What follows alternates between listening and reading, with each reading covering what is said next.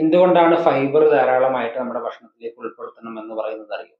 Fibre കഴിക്കുമ്പോൾ ഈ fibre നമ്മുടെ ആമാശയത്തിൽ നിന്നും ദഹിക്കാതെ അത് നേരിട്ട് നമ്മുടെ കുടലിലേക്ക് എത്തും. നമ്മുടെ കുടലിലേക്ക് ഈ ഡയറ്ററി ഫൈബേഴ്സ് എത്തുമ്പോൾ നമ്മുടെ നല്ല ബാക്ടീരിയാസിന് ഈ ഫൈബേഴ്സിനെ ഭക്ഷണമാക്കി ഉപയോഗിക്കാനായിട്ട് കഴിയും. നല്ല ബാക്ടീരിയകളുടെ ഒരു പ്രധാനപ്പെട്ട ഭക്ഷണ പദാർത്ഥമാണ് ഡയറ്ററി ഫൈബേഴ്സ്.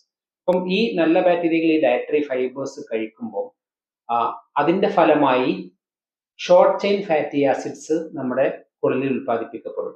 ബ്യൂട്ടറേറ്റ് പോലെയുള്ള ഷോർട്ട് ചെയിൻ ഫാറ്റി ആസിഡ്സ് ഉൽപ്പാദിപ്പിക്കപ്പെടും. ഈ ഷോർട്ട് ചെയിൻ ഫാറ്റി ആസിഡ്സ് ആണ് കുടലിന്റെ ആരോഗ്യം മെച്ചപ്പെടുത്തുന്നതിൽ പ്രധാന പങ്ക് വഹിക്കുന്നത്.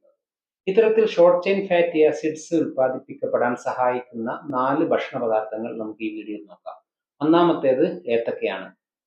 പച്ച വാഴക്ക.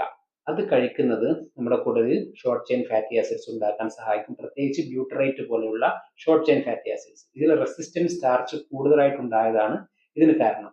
രണ്ടാമത്തേത് കപ്പയാണ്. ഫെർമെന്റഡ് കാർബ്സ് കൂടുതലായിട്ട് കപ്പയിൽ അടങ്ങിയിട്ടുള്ളത് കൊണ്ട് തന്നെ ഇതും ഷോർട്ട് ചെയിൻ ഫാറ്റി ആസിഡ്സ് കൂടുതലായിട്ട് ഉണ്ടാക്കാൻ സഹായിക്കുന്നതാണ്.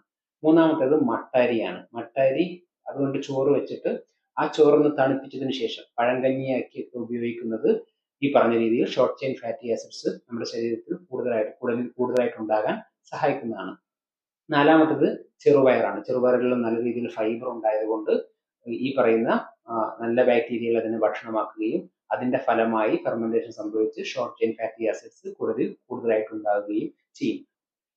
ഷോർട്ട് ചെയിൻ ഫാറ്റി ആസിഡ്സ് ആണ് IBS നിന്ന് പുറത്തു വരാൻ, കുടലിന്റെ ചോർച്ച, ലീക്കി ഗട്ട് സിൻഡ്രോം പോലുള്ള അസുഖങ്ങളിൽ നിന്ന് പുറത്തു വരാൻ, കുടലിന്റെ ഭിത്തിയുടെ ആരോഗ്യം വർദ്ധിപ്പിക്കാൻ, കുടലിലെ നീർക്കെട്ട് കുറക്കാൻ ഒക്കെ സഹായിക്കുന്ന പദാർത്ഥങ്ങളാണ് ഷോർട്ട് ചെയിൻ ഫാറ്റി ആസിഡ്സ്.